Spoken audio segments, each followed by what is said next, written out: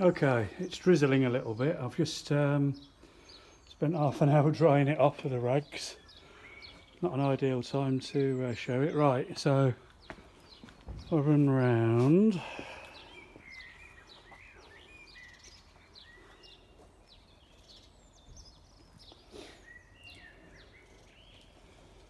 That's the door gaps. That's not rust, that's wax oil that you see there.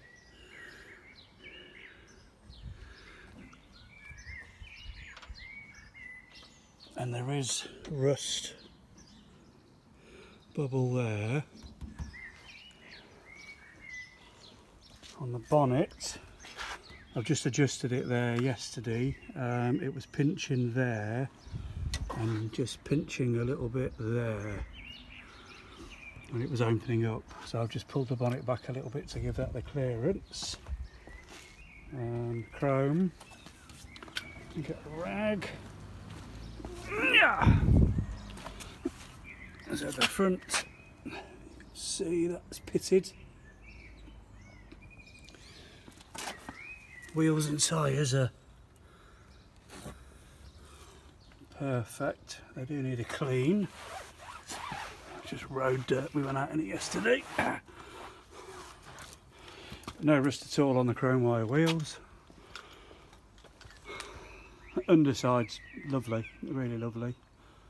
I have new door bowls in the boot and new handles, so these bits here and these bits here, I've got new ones of them to fit. I haven't got around to it. So when the welding was done, it was dipped, chemically dipped, in an acid bath and an oven to bake off all the paint, and then sanded over when I got it back, and then it was epoxied inside and outside, underside, in the boot, under the bonnet, basically everywhere was epoxied. Had new OE pattern sills. Inners were just a little bit of a patch here and there, patches at the front.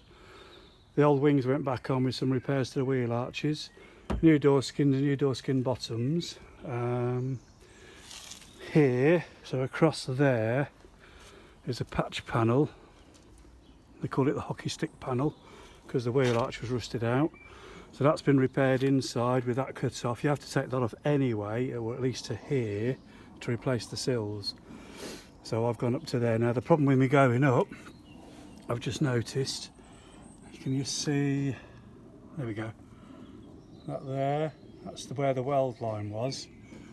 So there's obviously some sort of a reaction going on. I don't think it's rust, because like I say, it was all epoxied, etc. I think that's just some weld dirt, dust, something. So that will need bare, well, that area there will need bare metaling to get whatever the contamination is out, and then painted in. There is a litre of this paint coming with it. Hood's brand new, spanking new. It's covered in water obviously, but no tears, no rips, no damage, no marks, no nothing. And the frame's a reconditioned powder coated frame. Again, rear wheel, it's all had new brakes. It's got new tyres, barely used. Put these new badges on there back in the last summer. Again, across here, I've rubbed through in polishing it.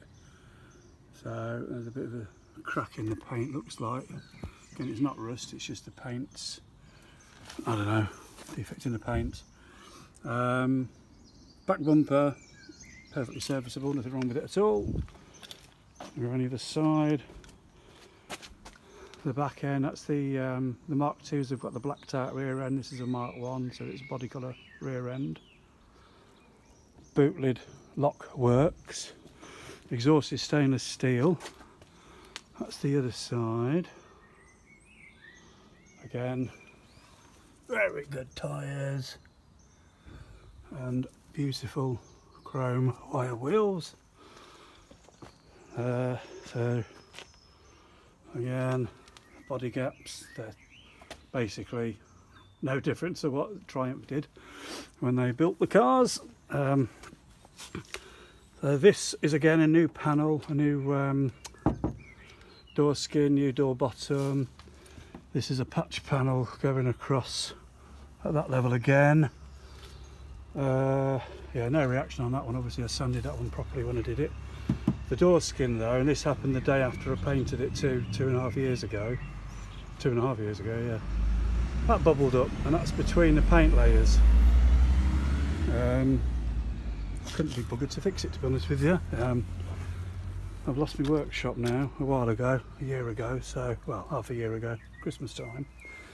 But yeah, the paintwork on the whole is beautiful. It's got stainless steel oversills, but underneath that is all brand new metal and brand new this colour paint. Again, around the top here. So this is seam sealer or whatever, or weld, seam sealer to hide the weld. That's cracked. And again, I've been looking at the ones at the show there the other week, and a lot of them are getting this problem. It's just a general body scuttle flex. Again, front end of the bonnet is beautiful everywhere, but you've got these, that's a rust, you can just see it coming through there where I've touched in a little bit of paint in the past. But that's it, that's been like that for a year and a bit, and it's not really got any worse. So I think the chemical reaction's kind of stopped. It just needs, well, it does need sanding out, and ideally the whole bonnet painting. Let's get the bonnet gaps.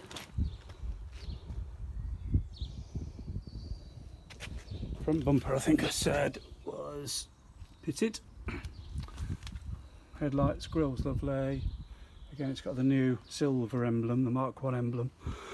For some reason, somebody put a lot of Mark 2 bits on it, including the seats, which will go inside. So I've put on new door cards with the plastic backing on them, so they shouldn't suffer. Made up a new parcel shelf at the bottom there. It's had all new carpets. All of this has got sound deadening under there. When I did it, I won't put it back because it ruins that. So bear in mind this body was dipped, chemically dipped, etc, etc. I noticed there the other week, I'm cleaning it as I go, the other week that there's a hole coming in here. See that rust? I think it's since because I hadn't wax oiled inside here at the time. I haven't done it now, to be fair. I've done all the underside, but I hadn't realised that was going on. So I think the water's coming down here and then getting in there. So that's going to need a patch welding in there. Again, something I would have done if I was staying in the country and keeping the car, but I'm not. But the rest of the car is all absolutely solid metal. I'm trying to get in there to show you everything.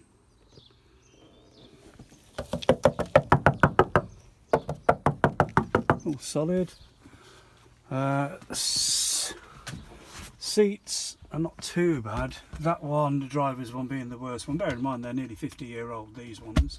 The car is 50-year-old, but the seats are out of a later Mark II. So there is damage from the seat belt going in and out, and obviously from people's jeans or whatever there.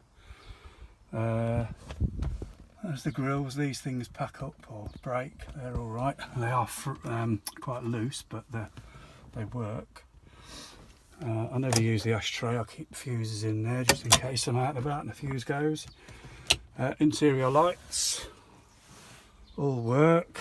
Yep, they all work. I couldn't find the Mark 1 B-post lights, and when I ordered I only ordered the new vinyl for the T-bar, but Jim, because he saw a photo of this, saw these headrests, assumed it was a Mark II, wrapped and put new cushions on a Mark II T-bar for me, which has the centre light.